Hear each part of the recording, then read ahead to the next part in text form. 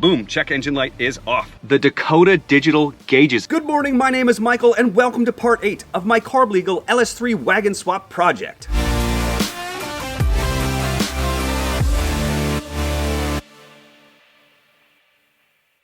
All right guys, so I am inside the warehouse at Guaranty Chevrolet, the #1 Chevy performance dealer in California.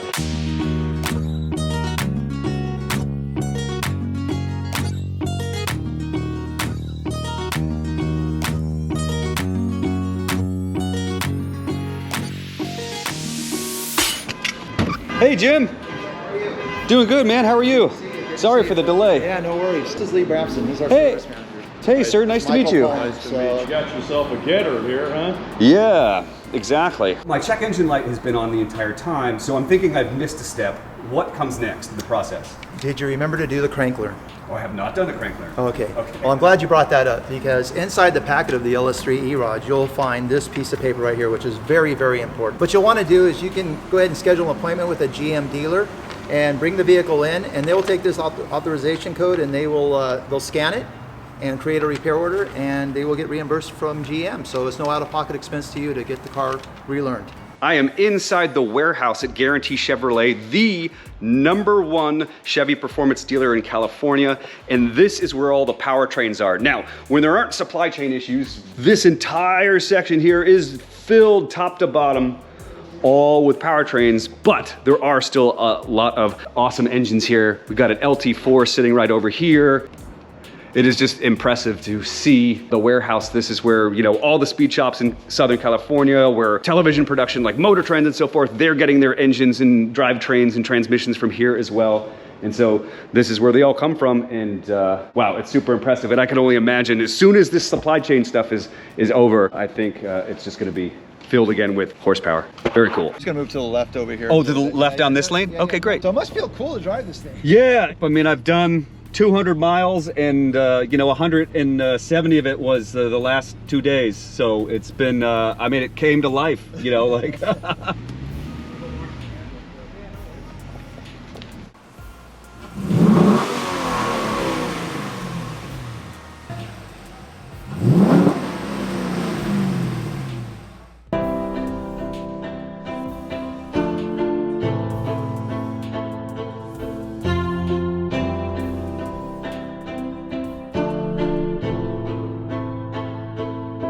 That was shockingly fast. Yeah, the technician sits here for like 5 minutes, goes through a sequence per the computer, revs up the engine a couple times, and boom, check engine light is off. Jim, my man. I thought that I had to like somehow like tow the car here to get this done before starting it. So I was just trying to convey that you can drive the car, even though it's a little weird to have your check engine light on immediately. Right, you know, right. Which Yeah, is not what happens. You're like, good. can you imagine if like you had to buy a new Corvette and you like leave the lot and they're like, no, come back. We'll turn the check engine light off of, you know. Right. But you know, this is hot rodding, so it's a little bit different. Absolutely. But anyway, to you and Carl and everybody here at Guaranty, like this little experiment of like, can an enthusiast like actually wrench on and build their own car with a Chevy Connect and Cruise system. Like all the advertising says, what amazes me is that it's got the whole harness plugged in, you get fuel, you get the wiring, you know, the ground and the positive. I mean, it just wants to run. Right. You know, ignition. Right. Chevrolet Performance wanted to make it as user-friendly as possible.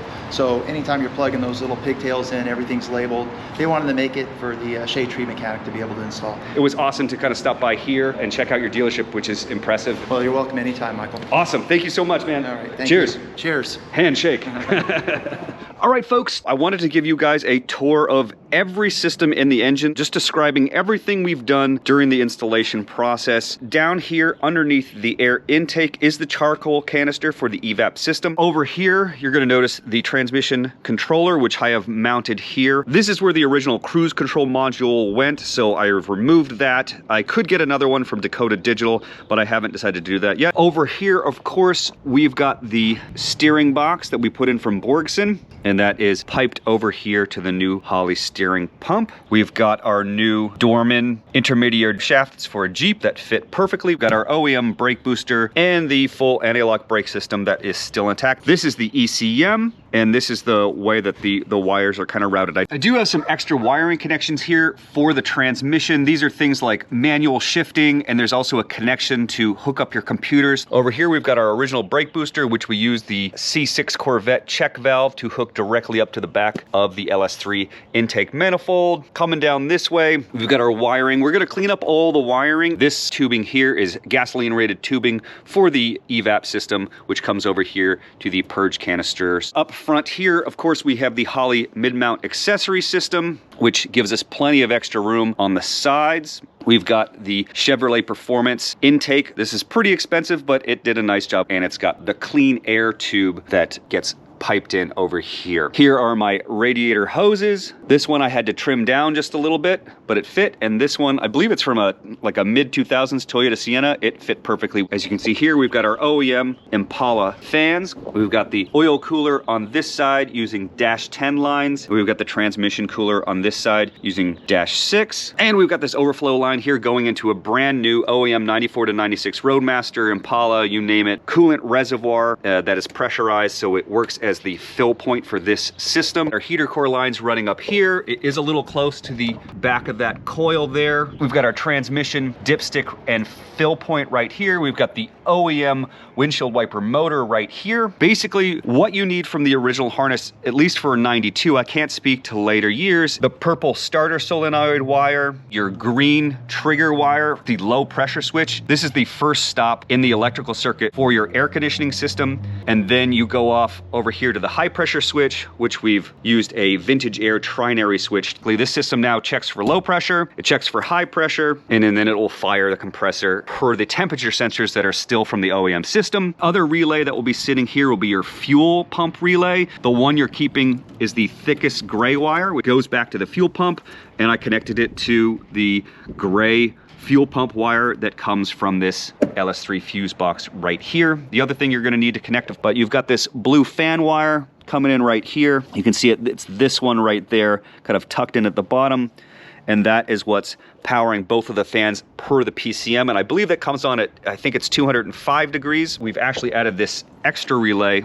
This is from Dakota Digital, and I'll show you that stuff in a second. But the Dakota Digital wiring makes it so that anytime you turn on the air compressor, you get the signal from here, goes into this relay, and it sends power to the fans anytime you have the air conditioning on, which makes the cooling system more efficient, which is very important according to my AC guy who put in these lines here. So, all right guys, and here we have the Dakota Digital gauges. Again, these are VHX universal gauges. These are, as you can see, pretty close to the original size and styling of the 92 Roadmaster gauges. You can see that this one, we pulled it out at 108,198 miles. This wasn't working when I first bought it, but I had it repaired. Point is just to kind of show you the reference. So this is what I was starting with, and this is what we have now. And as you can see, they look very similar, and you got this little extra digital cluster in the middle. So we retain the fuel system, which is when you're setting this up, the one in the B bodies, at least the one that's in mine, was the GM 0 to 90 in terms of ohm rating. Temperature, speed, tachometer, oil pressure, and voltage are all gonna come from this unit here, which is called the BIM, or body interface module. And what this does is that you plug it in directly into the OBD2 port that comes with the LS3, and that's gonna give you a good chunk of your primary functionality. This is the VHX control box. You get all the sensors so you could hardwire this stuff if you're doing something older. The biggest thing is gonna be your ground, constant power, your 12-volt power, and your accessory power, which is your ignition wire. We are pulling the ignition wire, which is back here. It's the large pink wire that's going into everything. You're gonna see that underneath your steering column, which is why everything is removed here. I pulled power and ground from the back of the 12-volt outlet up here, which, funny enough, is actually the same fuse in the system. It's this one right here. It's the same fuse in the system that powered the original gauge cluster, is now wired in exactly where it was getting power from before. I probably could have pulled it from these. These are the original connectors that went to the back of the original gauge cluster. I'm in the middle of tapping all the information, so these are all the kind of the signal wires that you need to make your turn signals work. High beams, low beams, left, right, parking brake on. You basically just have to figure out where to get either your ground or power from the various systems that you're going to plug into the control module box. And so I'm pulling them mostly from the original wiring harnesses here. And the other controller that we're using, this is the Pt.8 This is that fan controller I was telling you about. This is basically a backup for the OEM system, and it's mostly so that I can use this AC wire to trigger the fans to turn on whenever the air compressor is running, you know, whenever I tap this button here. Oh, and this is important too. This is a switch that comes with the system, and this is what's going to allow you to kind of change different things on the gauge cluster. And a little wiring harness updating. We've got an OEM style connector here going to the two fans. We've got our negatives running over here to the ground. That's the same ground as the battery. I'm also running the trinary switch ground over to here. So all the grounds go over here, and the positives for the fan come up here over to, this is the relay from the Dakota Digital. So the Dakota Digital can fire the fans here, or you see here the blue wire, so the GM harness, so redundant harnesses firing both fans at once to turn those on. And we've got a little bit more wiring to clean up after doing some more work and adding a couple more accessories. Here we've got the kind of the brains of the active valve exhaust that Luis at 3C Performance installed. And here I added this NOS RPM activated window switch. So obviously people do this for like drag racing and those types of applications. What we're doing here was using this to turn off the AC compressor at 4,000 RPM, which is mentioned in the instructions for this particular. Basically, if you don't install one of these or something similar, you void the warranty on your Holley Sandin SD7 compressor. All right, so everything is set now. Over here, the last little thing that I had to wire up, this is the wire that turns hot when you turn on your parking lamps in the switch here. So you turn this on. This is the dimmer switch. So you run this over to DIM.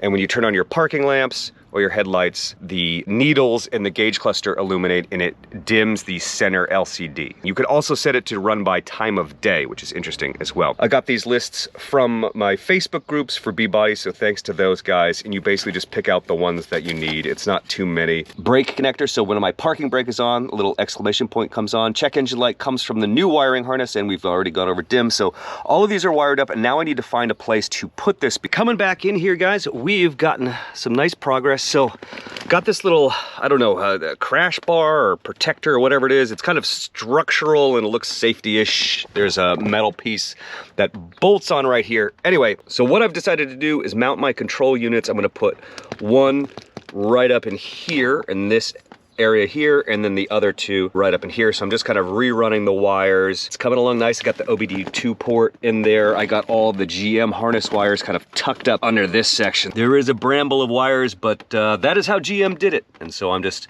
keeping up with the Joneses, I guess. Moving on. So this is where we have kind of ended up. I mean, I know it doesn't look beautiful or what have you, but again, like here is the GM wiring over here, and it's kind of tucked up and whatever, but yeah, we've got the control module here, fan control module here, and this is the BIM. Basically, this panel will go up over there, tuck all these wires up, and hopefully secure everything into place. Got to tighten that just a touch. And then over on the other side, we got the wiring to the little amplifier here. This is the fan stuff for the Dakota Digital. Got your AC sender wire, the power wire, and the yellow is the fan controller. And then there's the rest of the harness, the OEM harness, mated with these new little bits here. This is that vacuum hose. Yeah, so that's where all that's gonna go. And so I got a block off plate there that I'm gonna fix into place, but this is the new harness, old harness, put in there. And then this will all get covered up here by a plastic piece. I've got some bolts still to put in and some cleaning up to do and some organizing and all that business. But my dashboard is in for the first time in a few months and it feels great. Feels like a complete car again. Just cruised to get some gas. Got to put this lower piece in here, which is why all that's dangling. And so here's where I mounted the auxiliary switch here. Press 1 when you start and you can set it all up and toggle the top and bottom screens, but the Roadmaster is once again the Roadmaster.